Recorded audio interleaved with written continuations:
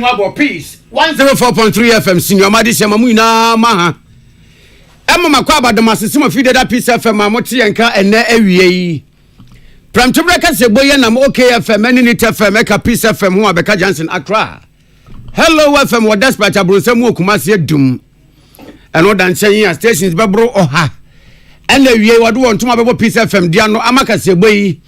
ena mu se yo Ghana ntifi epie ya toye Ghana pitripini patrapa bebia Ghana fo etie kasebo bi na se bia men radio na so pese wo te kasebo no san so sha e kwan da ho Obo Peace 104.3 FM Facebook Twitter X Instagram YouTube WhatsApp Zoom Edo beba studio han wa hwenya inshore for no ina industrial for no close season no yetwe Opanyi baako a eba amemomu empensempensemu a obi ewo mu pa no wabọ mampanyi aba so se wabra ne nkrofo no mu ebu man se obi eni ho no mo wo ho kwan se otu kwan akwamanone a okotena first class so otu kwan na yesi fa a business class and say economy I think that is the right thing to do and to me feel say near president ne kai no eni kwan na na watwewe yemu beto dwa ese national security for wo makwakọ pie kapuduo bi eso eni gold ne ho kọ ne ba na sansemi ye nimpanyufo bedi ho enkomo Forestry Commission and wo mo aboafo ahodo nso wo mo awiata so se ewiem sakara ye bone wo mo de hye gu akwan mu na yetimi ahwe aso ano wei ene nsanka ye ahodo na awie ye aboabo ne nyina no esi nkonwa ede besom na adwumekwa na daroma wase asem ye de kasebo yi ba ye MTN se wa wunim wo so na bo akase wo nwuremu a wona tutini ansa na mu aka nyina wansane ne kokoti no oyo no ofui wo mu na hu bebia kwanda na o ma nantim se yo MTN ne tuatene eba no internet a edimirika pa chen kwanchan botokra MTN everywhere you go as a mobile phone ekuta wo no enye konkon na wo de ye enye no ma message nko a ene yi betumi atena Ghana ha de ekoso wi asafa na bebia kasebo ya yede be yi a se bia wente wo radio so a opesa wo hwe e wo social media so no ajo wo internet na internet no network bi de abufu aya na abubo nani ase kro bi so beyifo MTN de ne de edem se toten se srem kwan ade bi opesa wo hwe bia wutumi hwe wa bra ntwetwen sisi ya wo highest internet speed MTN ye din no MTN Tabonet and 4G plus no nye bia akenkanfo ye me ohene nana kwame amu mene Mame biama kwafo Afrika sebono enchemu enim. Edom kume wo mrashibedwafie ya Asante Achim Central. Mrashibedwane Honorable Kwame Eyimedu entry eneda womwano ena womo edi atu dwase ni mu animu yeyi speaker Momodi Anhwese Honorable Emmanuel Bejira wonyino every na konwa so se ad hoc committee chairman. Na sa ad hoc committee ayeka ho asem wo eni abedwaku bi ya speaker etini putupuru se nano January bosome na neto so eduasa womo basabasa ye ekoso brana vetin ekoso no womo enyemu enhwehwemu na ma edom kuma no ababonte de ababetu dwase wo hwe dwemtene no ne yebi a woda na dia na wose womtimi etwempanyefo adwene edeba so na wo kyerese oye obi ase ogina ekuo baako efa ena afensu no opentem ebuatan ene niema hodo pie wo mususu se yebeti abedwakuo sei na yedo atena no se dwemtene no enisa wo ye saa niema no ntisa suban na woda na die no ena ama domkuma na hunu se debi se womo afom nan ensi form ama yanyi Honorable Emmanuel Bejira emfri hono mo a obekoso adasa suban no adi a ebetimi anya sunsuaso bone ewo enhwehwemu a womo eye no so one nana ya okase ena etwetwe nkomo ena no pay ekokoro kodwumadi so Yangasi yung committee no. Kan ni sa chairman no na yensesan. Sa chairman Bejira. Sa chairman Bejira committee no which because why na juma. Sa chairman Bejira no aye niema bia against natural justice so better so ono bekoso aye committee chair because he seen say one way bias it was me no prejudice afi what temper with witnesses and afi ono ankasa conflict of interest so far as any main concern and no plan was sign book and so a directive so the my uncertainty or sanema when you can come is so chairman of the committee no MWA Sano, near the Nipafofra, on your Sanya May announce on Fano Honshe, and near one son, a bit to me, and no my ejima. Na yura kwame ayimedu amananso wono mo sign to dwache mu se January bosume no emu ne da ne to so enso February bosume ni mu ne da ne to so enso wode nsem bi honorable Bagira Akan nsem bi ya sa asem no wokan ye no emeda di pefe se anhwe ya ontimi enyin nani emu atan fenchem na emomu no obebu entanchia no chese ono an kasa wo hunu ankrankra bi a wo modom kuma no mu a basabasa na esore ye no na wo mu edimu akotini yie pa na sa asem yi a efri na no eba ye no anhwe yi a ema ne nye pepepe na emum no obehwe no wabu ntanchia ya entanchia no so bebo atia edom kuma no enti so wote so passive dwemtani die enya de a edom kuma no wo mo pene so Fine echo make a statement be against the minority leader. Minister minority leader ne Chinkro no country Clark say Omeka a public and no nominate any man who accuse no nipa no so beba when him ama wa interview no. I don't want can say minority caucus identify a nipa ne bi o mo responsible for disorderly conduct a bar parliamentary o hwehwemu no. Na obemeki a report against them. Se nipa no ama before him I'm a testifier. Now the ad hoc committee no obi guilt that was intention of Quran sana uti na semwa and right to say obey the name no. Awusiafo eni a woti yi eye Asante Achim Central Mrashe Bedwane Honorable Kwame Ayimedu entry ono na eda domkuma no ano ya womo bobena se ebetumi a Honorable Emmanuel Bagira womo sesa no every committee no epunti eso na obi kra na ebulu alam se Sapeman Wogan South municipality wanim na otete onam na wa kwa kwatete hu se sa ya friend say ayi 2 filter shipping containers bi baako 12 ewo warehouse bi mu a na myenim ni wogaji ya hwehwehwe ye no hwe container ye si wi ene se de si tie tum se aja de papa na wom trobete to se wom kono mu ko mu hwe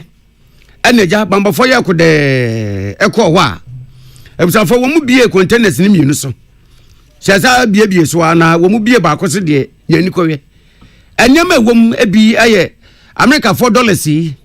na nkaye dollars papa a wo de to ade aye ma won sesa problem bie no ankanye we no ye fake ni bia counterfeit no dollars egum ni ye dollars ketwa na woni no adi nua na abobọ bibia ese money box and what $dollars no a fake negum ana cement ya bi wo de wura cement nim enti de woni boss ro beka so cement na gugugu we nanso wo bi ka besia na ya bibi hye e ba na o hye wa radum zo cement na wo de wonu se cement no wo ti ano na obi so a boxes a America dollar fake egum ena chichim eno da nchan a Ghana esika CDC ena no so chim de ayase no sudi ni bi ene gum anya sika ketwa wo kanu kwa de anka problem ni ho ene tire ya bambafo ko sikeja chi kwa de wo mu bie no mema mamutiti bi ni obe before complain army wo mu uniform CB eno so anya papa counterfeit fake ni bia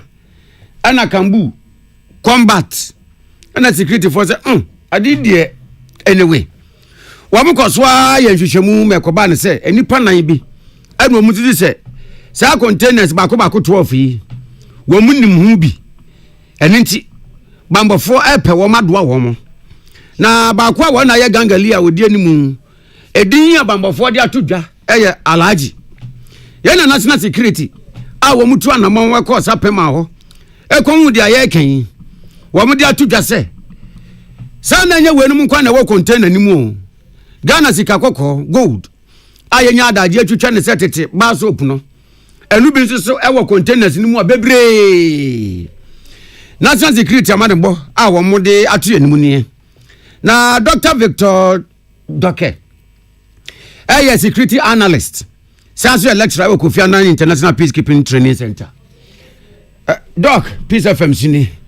Ewie ye mo ha, de wasem wakwa aba. Mejoso minua, me chamunia. Ya joso. De ayatini e was sapeman. Wakwa ba mbom nimdifo yi die. Eniyeme wo mu na ye fake counterfeit. Nanso so e containers mu a obi nim so mokoye na export o. Sanso so agum na nkakrakra na omakoyi na omde yi omudwumedi o. Bibi sense wo ma no te a anase ye hu a eje na ye ka kire yen. Ameda se ma akonya we amode amana. Na yete BBC as among for anase security personnel institutions that one the just say your system no before we can say gaps a woman na system there gaps room and don't you mean so but na yeah.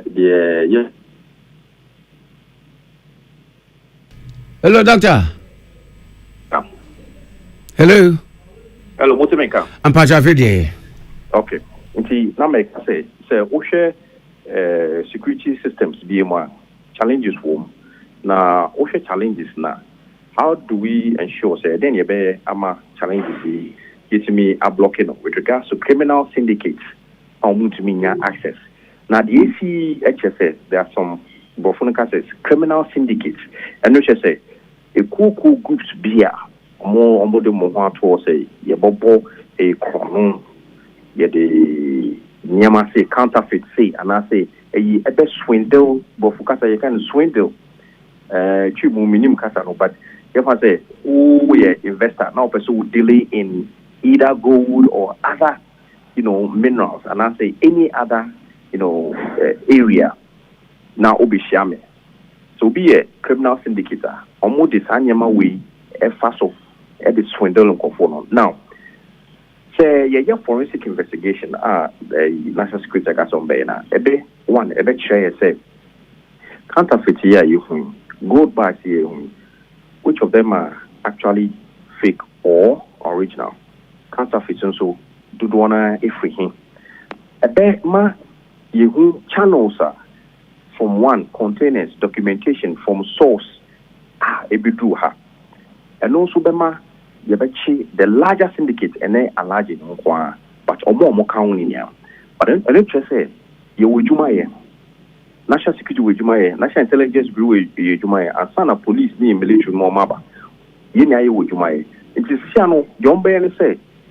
intelligence no gathering intelligence with regards to omo they are responsible for handling this container. Those who brought in the container, say you pick intelligence. Now, for the you question or invite them and then question all of them with regards to say, Kina and a small. See, I understand that it means say, there you won't see alone. They will just lie down. And as I said, but because they sweep under the carpet, and the infant could do with the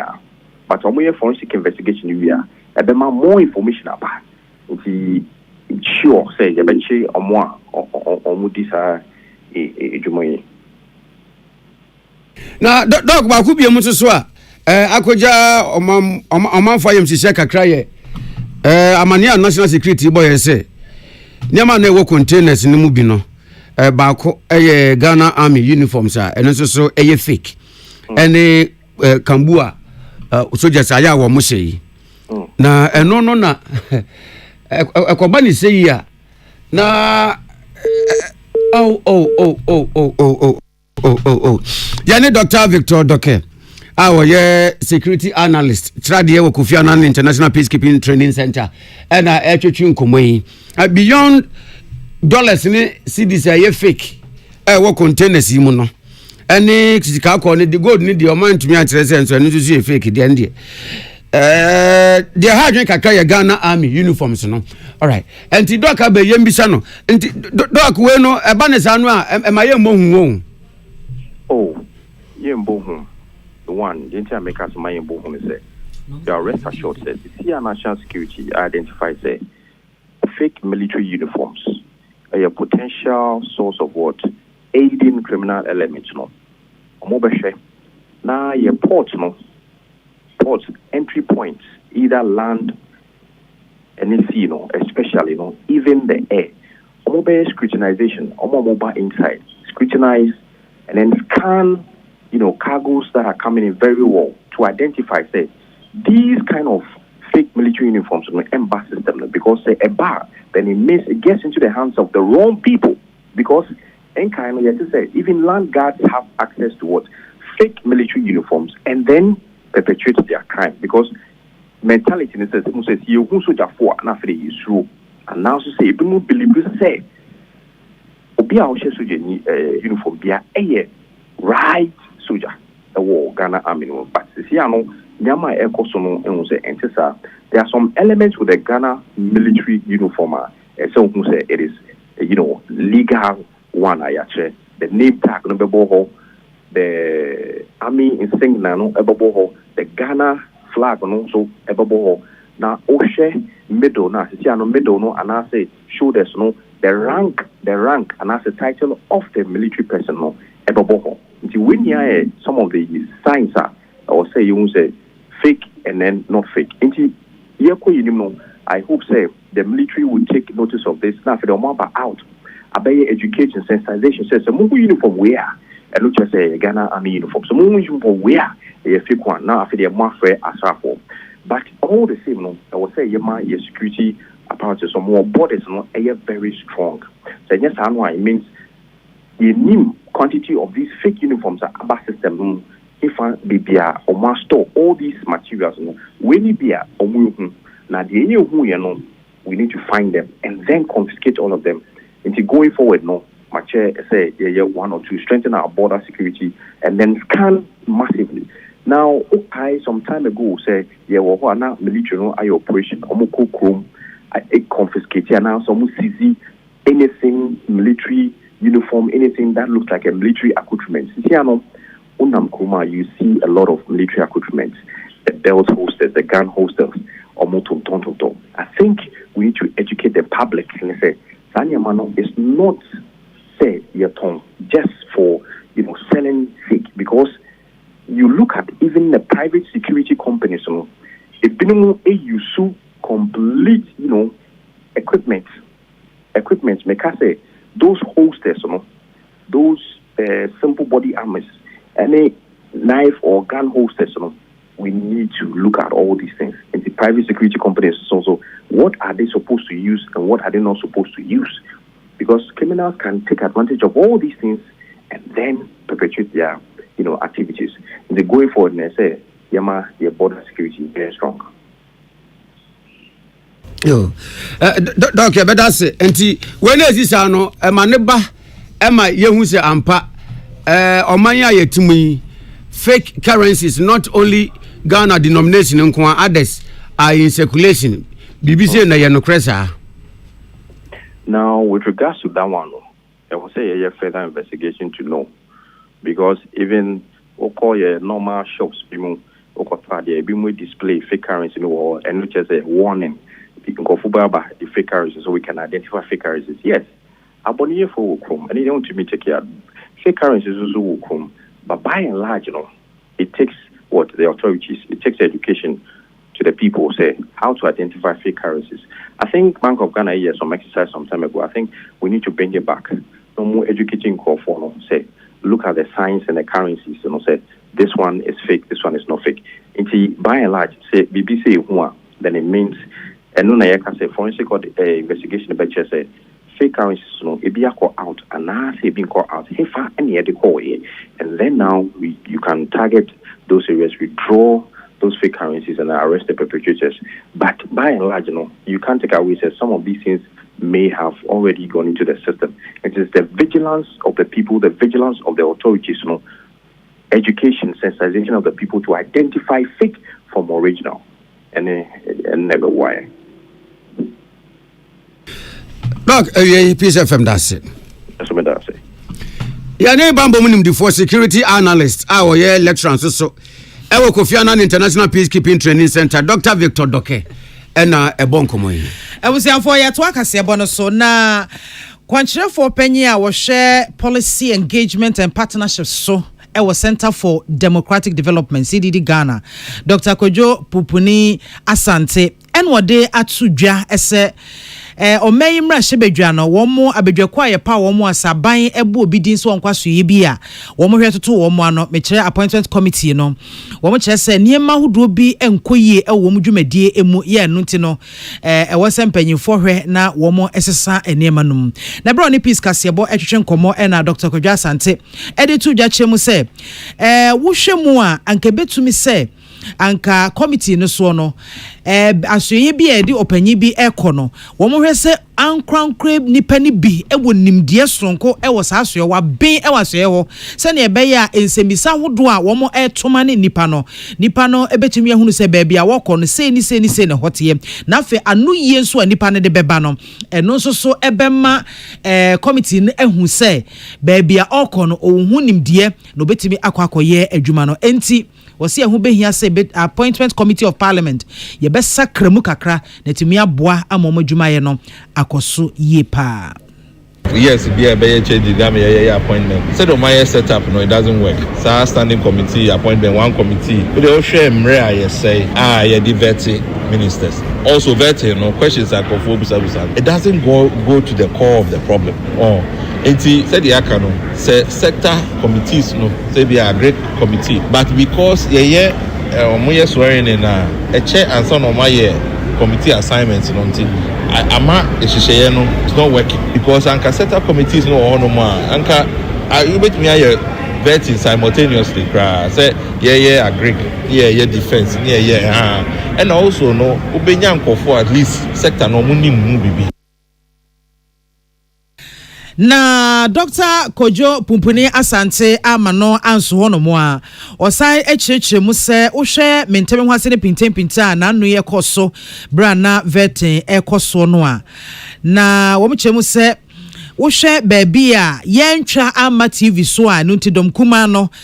asori waka ewo ho no Dr. Kojo Asante e de atodwa che mu se appointed committee of parliament wo mu edi dwuma na se etwa ho foni ni ade e de ba TV so mo bia eni hunu bia eboa pa e ma yeka mamika bia memu no emu eda ho no mo na one day on fanfom so no mo bia se mra hyebedwafo no a e bia wo mo eye basabasa ene ho nkro ne ba no ebi ne kofa bai ejina entwodie ya ekọ wo mo afa na anu ya ba yeto yinum nti wotimu se shock no eda so gina binum a emfiri wo mu enunti na ama ebinum eda suban saa edi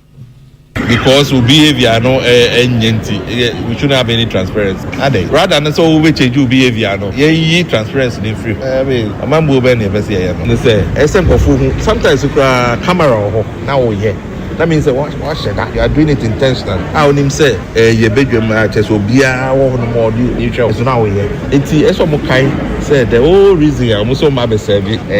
the country the service to the country are problems here. The problem they say some people have still not recovered from elections. Almost elections fight now no dey babe and I make say me elections they are over even for political parties. You say if you want to contest 2028, what are you communicating to Ghanaians? Oh, you're minority, you're majority. What are you communicating to Ghanaians? It has to start from day one. For any oti ye openye kese a ono na eda CDD Ghana womo policy ne dwumadi ahodo a womo edie edeboa ema CDD etumpon Dr. Kojo Pumpuni Asante one yenua Henry Akwasemenka ena twetwe sankomo yi na mampeni John Dramani Mahama na no obegbo amane se obi bia wayi no se omra na ba mu ene ni mbebu oman no se woni no wotu kwan no befa edupre bonframa dade anoma na wodi akwamonone a onje se ekwan no a wotu no ticket no a beto de akotena plane mu no onto economy de baby obi a tena no sense se wotena first class mu second class wo se business and economy ani na obedu na wotire mu se wo ye ebi a appointee na se wo na wotu kwan na wo usika na enyo omane na asoma anakwan na wotu ne ye oman asede ne asode bi na wokọ akoye enyo omane adwuma na wo na wotu kwan bi a wokọjo ahome ana wukoyo obi bia na obeto first class a emfa no o de opera kra to take it be mo akotena pilot ne nchen ana obekọ akotena bebi omnua enuanu o play mu serve no enye na sem na emom se wo man no hunti na wotu kwan pa de enkasa anya na kwan ya mitwe eye wo man no adwuma na mekoye nti tintini a me first class bebi obetumi atena tene wunam na so enukum obetumi abu na sa oda orthopedic mattress so bedroom no dabi ene wetwam tintontan na sa na mo ya mampani John Dramani Mahama etu no na governance expert amambo munum di for Professor Albert Puni eso obo mampani abaso pa was mampani ayade sentini se wasi aban ba ye ya enti ye waba ma ne se wa metusika sika nwa ye dia ma aban no ama lapa manu ama woje dan metusre na aban ya oni sika de sidan na aban mu pani bi tu kwan ya o kwatena first class sesan wasi da bi na we kura do obese mampani se e ma ne nya appointees ne nko a o ma ne nko sectors ni na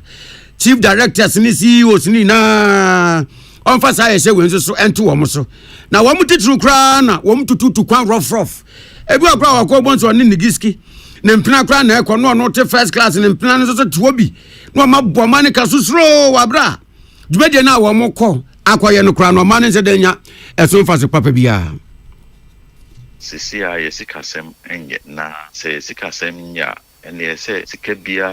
yebenya no yehweso yi enti se obetu kwan na plane no eko the same destination na obekwa ko transfer class ana se economic class ana business class plane be could do the same place wo koi wonni sika papa bia wo mine enti se wo tu kwan na yesi fa a business class ana se economy I think that is the right thing to do. And to me feel near President ne kai no ene kwan na emo near me de be ka ho ne say ministers ne fa business class na economy omonso omonhwe say agencies companies na ewo mase no to say chief directors CEOs those people too should have some boundary.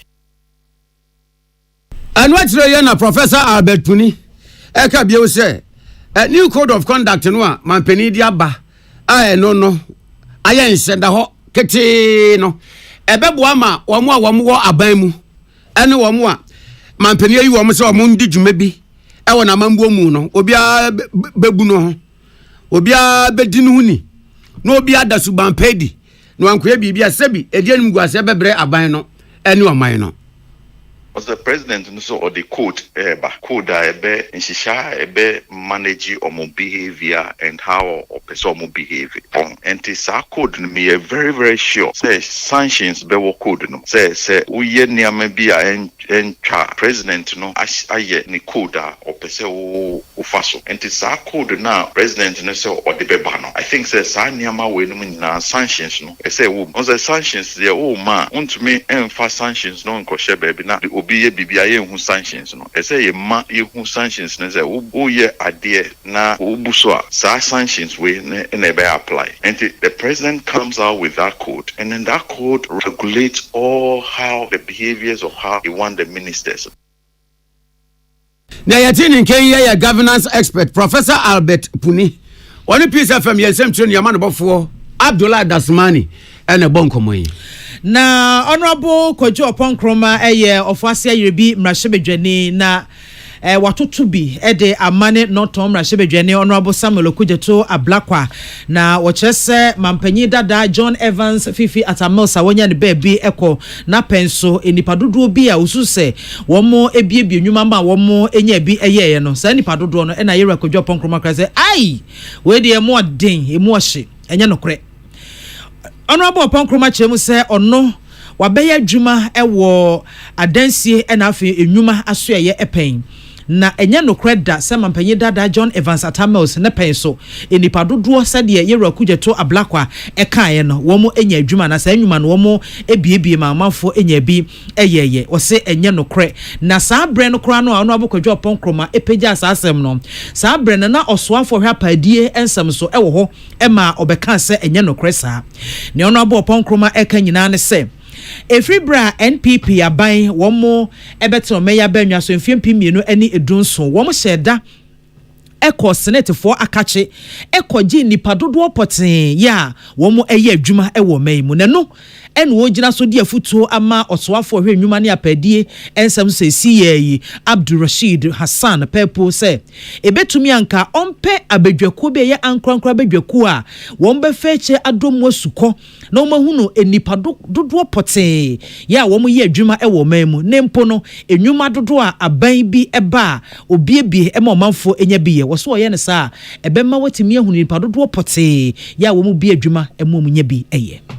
Yura Mills eba bemu omuni data system papa bia ti bedu baby no kuje to black one no deputy information minister ubisa na no abo figure say 1.6 million jobs labor minister nankasa sa time oba be ka say onu kra 1.6 no ntida yen ba bemu de yen say de ni koto snate for data so there's a snate for register nkofo a ye betumi use no do de be ka say anecdotal say eno na kire nkofo a enye adwuma be 2.6 million kofo no beji ho achinye kwa America ye wo Bureau of Labor Statistics a omo ye independent enye say a party bi na ati no no be kase we create nyuma se enti bosumi bi akra no mutumi ekase bosumi we se nipa mpemienu na enya adwuma mpemienu no bia apem nya adwuma wo ankrankra adwuma mu na hanu enya adwuma ewo aban adwuma mu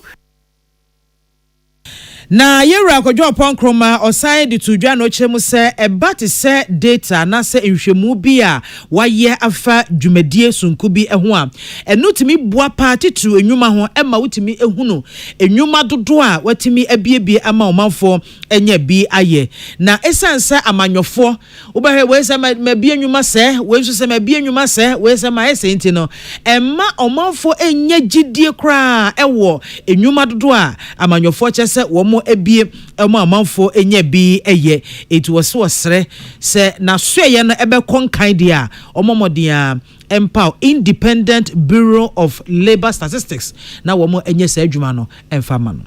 Juma semi asem we hia man bia hia titru mrante mebum penimfo e wo man bia mu nti o man bia na wo se wo kwan a bia na wani wo juma sem ho Ghana ha no entisa man bia ye wo adwumaku a obi agi ni dia o kasese juma kosoro na juma ba fom ana akwatua wo soro ana akwatua wo fom ana nsesa ese ne wo se ye wo adwumamu a obi abegi ne di party for ne nyina ye ba no bia de ni figures aba so we are president Kufuor pension ye start say ye register nkofo eni adwuma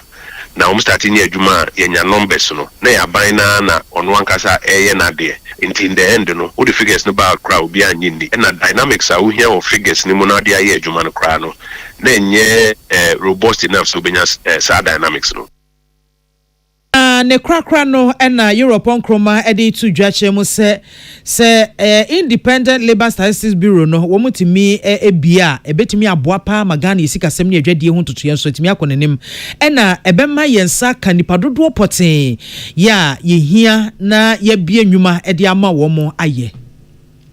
eno beboa ma aban ni opposition ne ankrankra ndwuma awoma wa ma no ne kra pese bibia adwuma no mahu se ne adwuma 70 bibia o cheap labor and high levels of unemployment no etre be boa for FDI so biba bibia ne adwuma ho isan so benya nkofo ye adwuma ne boa form even aketua ho nsem kosoro ba form aketua the friend of wage disparity o mo je aketua kese pa no mo je ketua pa no ekwan ye dem no say ne te kwa be ne bitumi aka abo ano kakra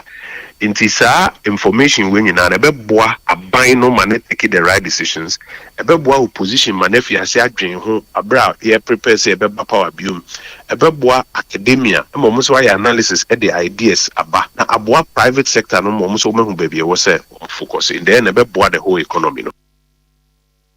Emsafo ani awoti yi eyofo ase bi mrahwebedwane kaneso afo ano hwe enwuma ani adansie ensem eso honorable Kojo Opon enkroma one yenua George Osei enedin komai na ya tu akase bono so akoye nimu no mampani dada na nado danko ekufado aban anana mambu abreso no wamde sese ya bi ba se afi bia mu ne yewo bosumi bia yedura ya to eponim na sentia na wode sanje se ye ne ba ye ne se ebere bi wa ya na fish no wa mu wonsomu no ya wo bi ama wo mu ye totofefe akete boge a wo mu sa no wo mu hia ebere na wo mu di anyini abaye kese se bia sleku ya nantu so eno sa no se ya ntum na fish nkitenkiti entumi anyini a apokofo no bekopo ebeti nam ya ba no na kita school boys 1000 kete sa a wo wi anyeye ne senti wo mu de sese yi ba e na bieu sabra no so bia na womo a womo nyanyem no fish na womo nyanyem no braso se womo ko midwife womo woje womo wo wahwe no akɔkye fish pinfo bi na so de ne ba oh ne manu anka wasen ko wo mugu nsuo na ase womo so dɔre no na womawu enti aboa ma fish no so apinfo no tumi wowo ama nkwada no so ebegu nsuo ni mu na yese fish no na ya na yenyi anya womo no na yeyi na wọ́n de sanji se yeyi baaye ebebo aye ma afarefo no kra di hu ada se eboa nanso so abanse san aye ma NDC aban ba yeyi na Minister of Fisheries and Aquaculture awo no kra ya ye Shama mrase bedwani Honorable Emilia Arthur aba mane se sanji se ye no NDC aban watwam ye nteda se mfinisia nan yi a NDC aban ene edu omayi no ebre bi bedu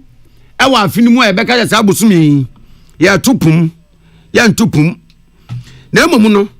ense seye bia eye sasami industrial inshore any industrial trawlers no a ubonse wamu eye infidinwuma a wamu di infidie sipuso kwache na mu a ubonse ba ku gina na ba ku gina na wamu de na ta sanfimfin na wamu samukono anu se die sanye se ye no e wo ho se aya ye bra no ende de wo ho wo mu yin free ho na senti aban se wo tu sa na man we na epo ayetumu no watwam ne se eye sa abosumi ni mu no fisherman fo no apokofo no mo nkire wo mo papa esan se movement a wo mo ye mo sa ko ma no te ko ba se etumu bosumi ba ku mu a aya na ede haw ene amane na beto wo mo ne abusanfo so ne senti ana aban tu sa na mo yi His Excellency John Dramani Mahama Kane, Odasmam, Minim Dono Nayeri, closed season for semi-industrial inshore for no, industrial for no. When was a Hiamanka Krame Kopono, closed season, as at now, Mitsna ha mini one casade, my minimum day. Kwani bia wo mo faso tena mo a enya no wo mo anim wo sere wo mo ntwe wo mo hu famfiri ho na wo bia no mo anyasem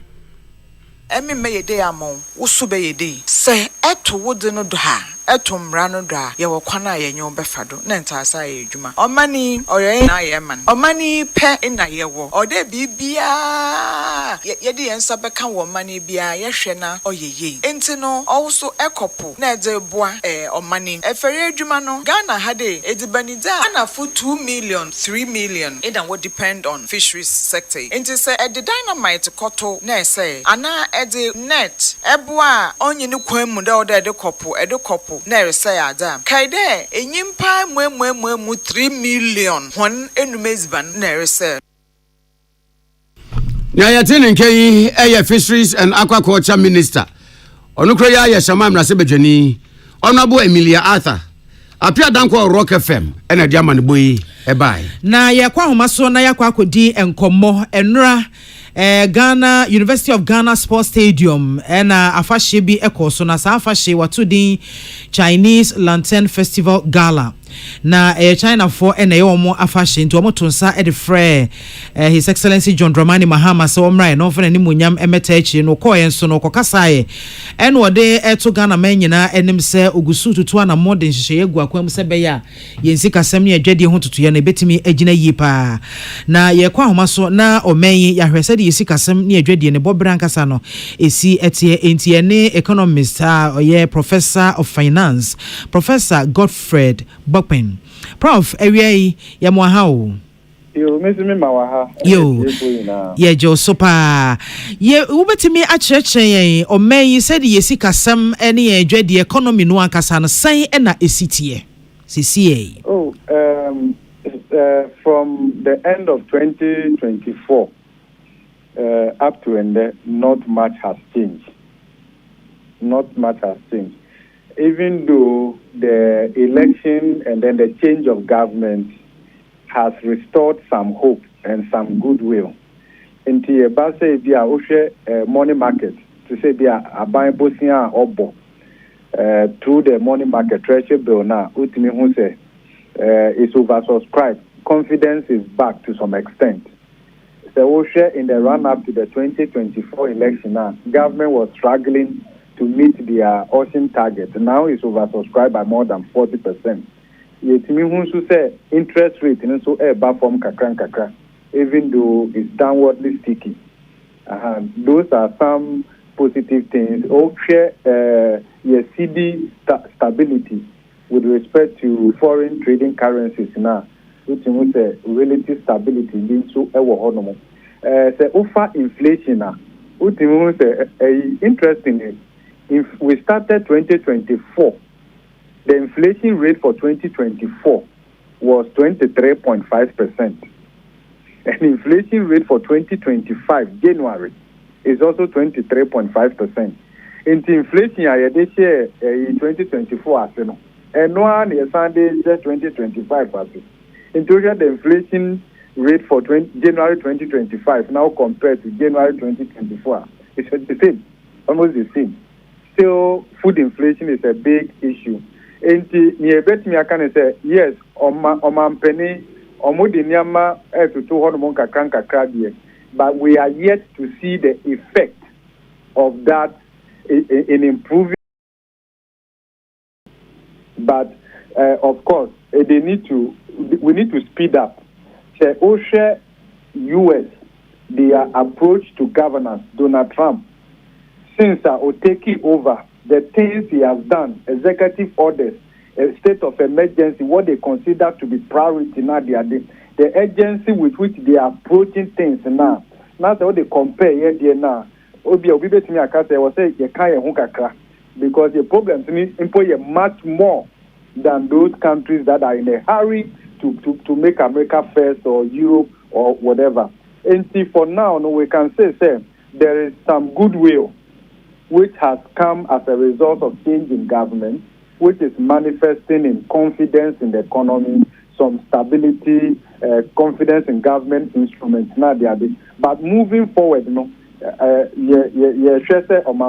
putting a team together within the shortest possible time now, or more communicating their economic strategy to Ghanaians. That will come probably or mainly through the 2025 budget. We know, our headmasters, IMF, they are in town to come and check our books and make sure that the 2025 budget is in line with the way they see things for us. Now they are there. But at the end of the day, there are a lot of things that we have to be able to do, put out there, that will signal hope, and then make sure that Ghanaian businesses, at the end of the day, economy I grow, but Ghanaians may not be well with Ghanaians. And we should be intentional about increasing local content in our growth process. We should be intentional in supporting indigenous Ghanaian businesses, regardless of their political affiliations. Without that, we can see growth. We can say our economy is doing well. Meanwhile, majority of Ghanaians will be poor. Meanwhile, inequality will be widening. Now, the task is huge, but I believe that the president is up to it. There's a lot that, of course, the communication is important, but on the ground, there has to be practical steps so that businesses can feel it. We are talking about tax cuts. We are talking about incentives. Now, I believe the 2025 budget will give clarity as to where government is and where they are taking us. Because in that 2025 budget,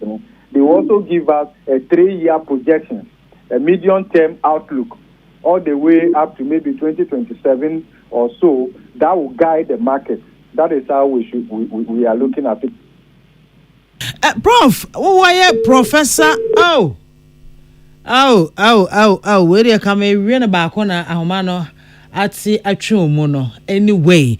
I was for Professor Godfred Bokpin and Oten and Kana or economist or science professor of finance and na all my rundown or said the economy never say is see a cough. I said a bear Ghana for betinka yimbutum and PS GDP as inflation yateson and 1.5 and so back off from no na enuane board and den any ade it na ye ne prof komwa he say wasaba. Okay, Prof, then maybe say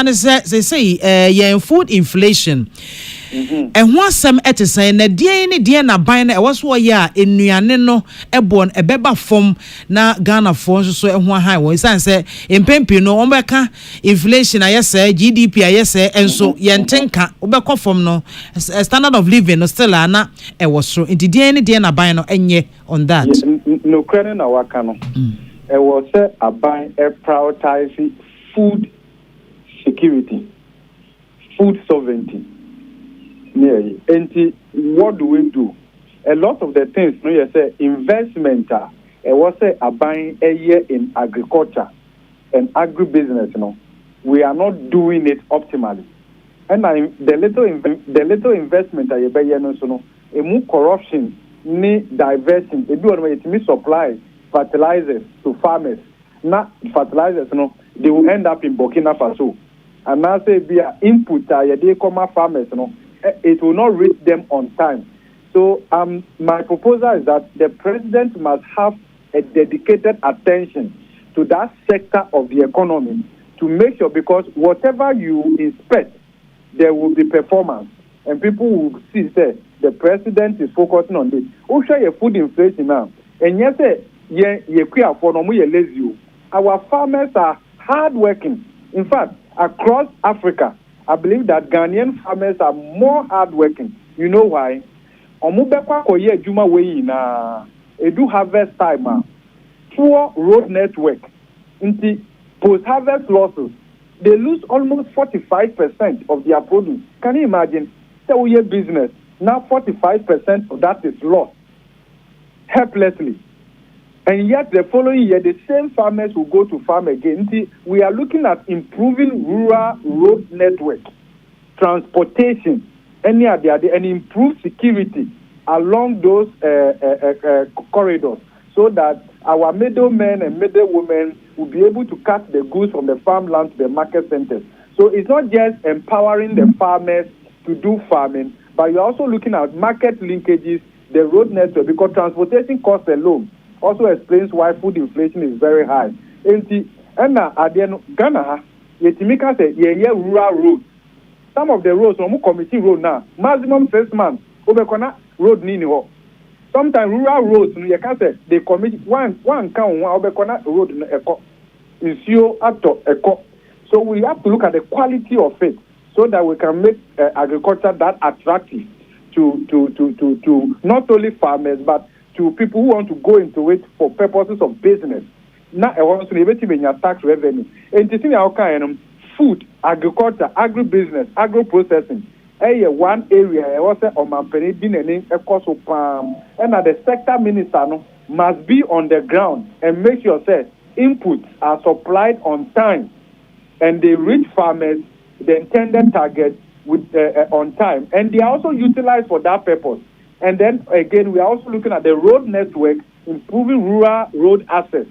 and electricity near in way now. But for now, your manpene can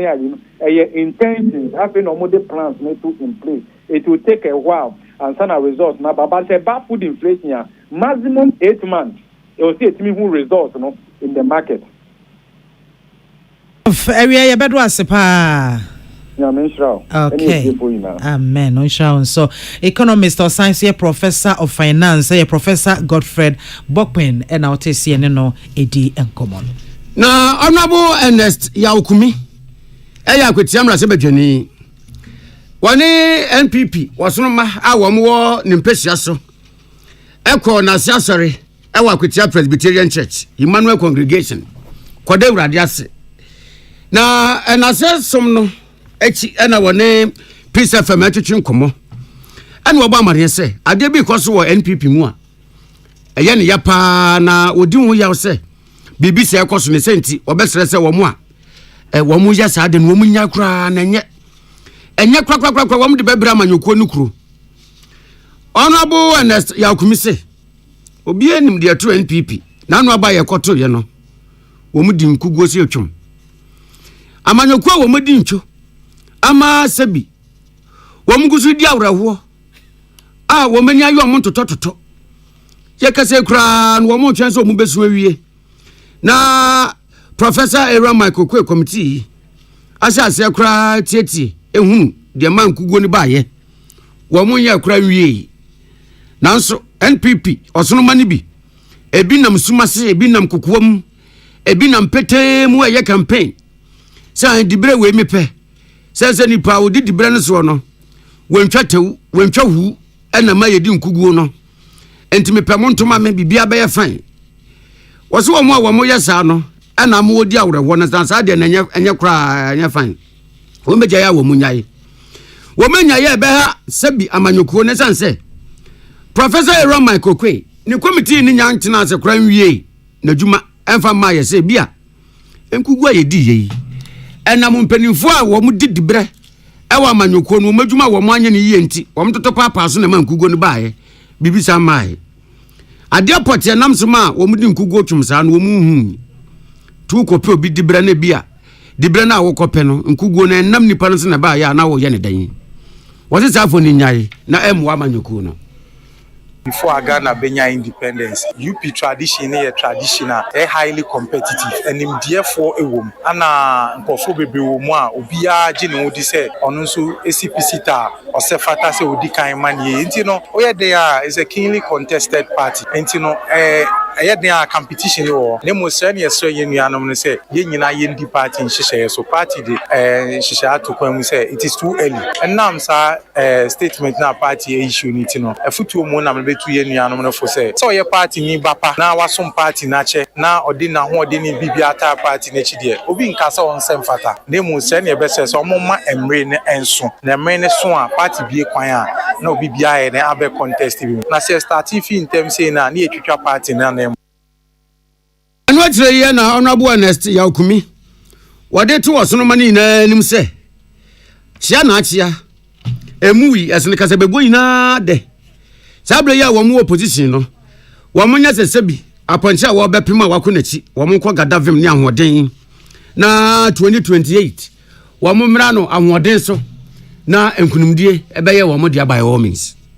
I'm doing my party for you and say 4 years ago, me mending kunim. Now so mantianda, manche ashiase na mishiase no. Some peke my holding together. Ekon okoden. Eno na nyame nam so ashe ni welu nyam. Ama me wini ewa Akwatia constituency. Tam kwanshe na doing my party for you na. Say onu nyame a onam na kwan so ma holding. Ama mitimi sa ko okoden ma midin kunim no. Obetimi asa man akwanya na men kunimdie no aye dia. Eti mo bibia be mu embu. Na nyina yen kan ye hombom. Na yen kon okoden na kunimdie no. Etimi sanso nye NPP amanyuko ne dia ena wo hwa banfofo yo bae a mo mudie omunhihye ompese mo ya efa dodo na ye nhihye ya yen NPP amanyuko no ye hyase a ye sanso ye ya adwen se ye beto aso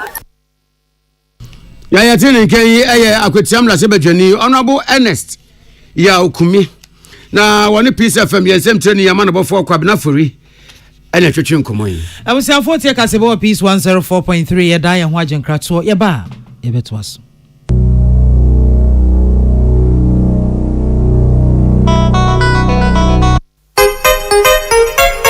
February 2025. And your Valentine's Day, be serious. Free say the serious man and Brent Machididi. Your daunting time by teaching the Best Western Plus Hotel. It's love in the air. We know what Duffy Betty and Ba. Namun Chamanasi. And your vows there with the legend of Brent Machididi. One Best Western Plus Beach Hotel, Accra, Nungwa. Time 7 p.m. sharp. Tickets dial star 713 star 33 star 20 hash. And now reserve tickets of 050 965 1381. Regular 150 Ghana cedis, VIP 250 Ghana cedis, and your pals there with the legend of Brent Machididi. See you there. Sponsors Blue Label, partner Avocado, media partners Peace FM, and Independent Ghana.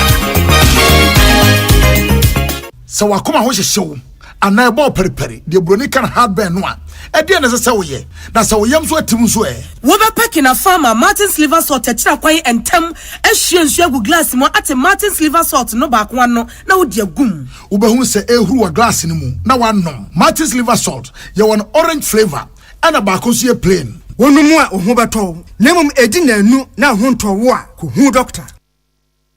Tune it in, turn it up, Peace FM, and rip off the knob. Awusiafo Forestry Commission and wɔn aboafo ahodoɔ etu anamonso nkobi asa anamontu no wɔn ne Fair Trade Africa eka ho bi na pro Womo ampao jumedie sunkubi wato din se Partnership for Deforestation Free Cocoa Supply Chain Project na ekoso ewo chebi ewo offenso mensene emu na sa jumedie womo do mani ehwe cocoa fo ahodo na afenso no womo hwe kwan betimi afaso na ensase a ato ape na aya basa no ombesa so akanya ensase ne biem na etimi ede ayi bibia memfaso abaso na wode sanseme and Deputy Manager of the Forestry Commission and no Offenso District Asante Mantemo Madam Gifty Danso Achum editu dwache mo se kwan ya ye faso kra esi kwia ya de bia ha ewiemu ensakra ye pa ne santi na ema womo etusa anamo isanse ewisei ewiemu sakra ye bone no ya de achese edukro ebiman yahodo pi into my Ghana yenso kwan yahodo bi a ye nam so a ye betimi ahwe na sa de ne esi ano no ebi na womo eyi Yenina yen forest wa ha say no se Asufu West and I say Shelter Vet Forest Reserve we twa ye ho ahia wa ha say no etwamenu mienu se ye hu samfa so bebre wom na samfa so a ewo forest no ho no eni se ye de ankasa ye de yensa ese ne da biara da na sa forest no so emre bi atwabu kwa ne hu se enua ahodo akase wom no na nsuo to ewo ni brem enua no ya ankasa ya nan kwan bi so ese enua no ena no weather forecast to grant me and say, and so better that say, and I say, and so, and Sunday February, Munukran was me to some and so the beer shall say unity. I say, climate change, no, our home mo pa, you who say, and ne, you dry no buyer, and I said, China, I see you dry no buyer. And to never stress, why and won't fast way to me find no buy any and no, and then your man would run in our room, the bomb what they say, the was hard and no buy. Na wawie na programs lead oda Pro Forest in Africa no James Parker ono ne da Fair Trade Africa ano West Africa ora Edward akapere womienu eno omusoso ekasafa adwumedie no ye hwe sene ewiase kwana obia ti climate change ndeno da wo se wudua wade wo tensuo na nsuo no nto meboa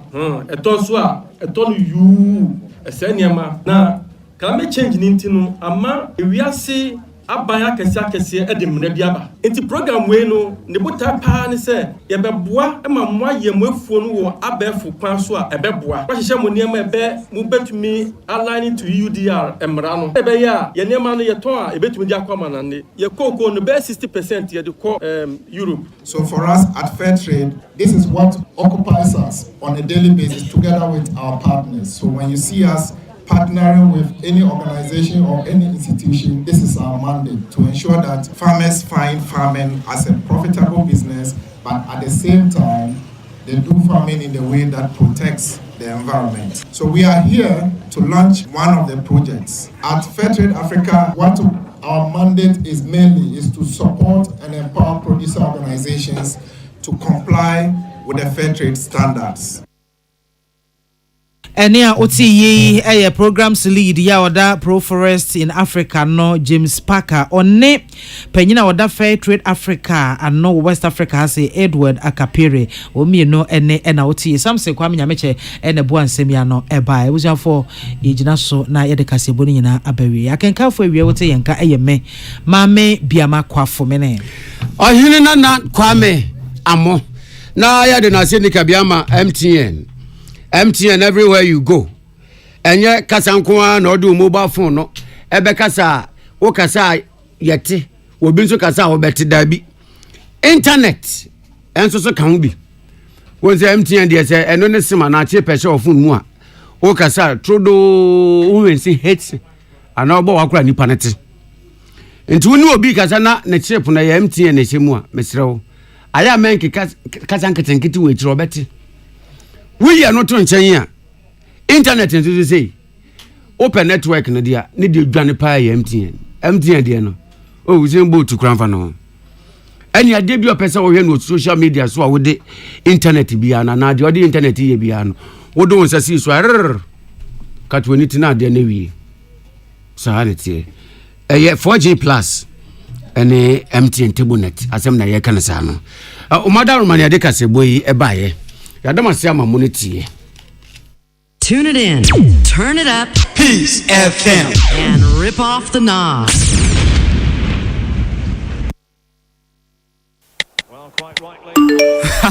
It's what ye the piano miamia wo phone. Aden, omutua wo kana. Ani oma. Se me koso ayisu mi MTN no a, na me nya points no more. Na me to me the points ni nya airtime, data, ne discounts for shops, any restaurants. Hey, it's waiting na de bia eye mu miamia mo phones no. Na mo kan kire yen. Ama yen so ya enjoy bi. Oh man.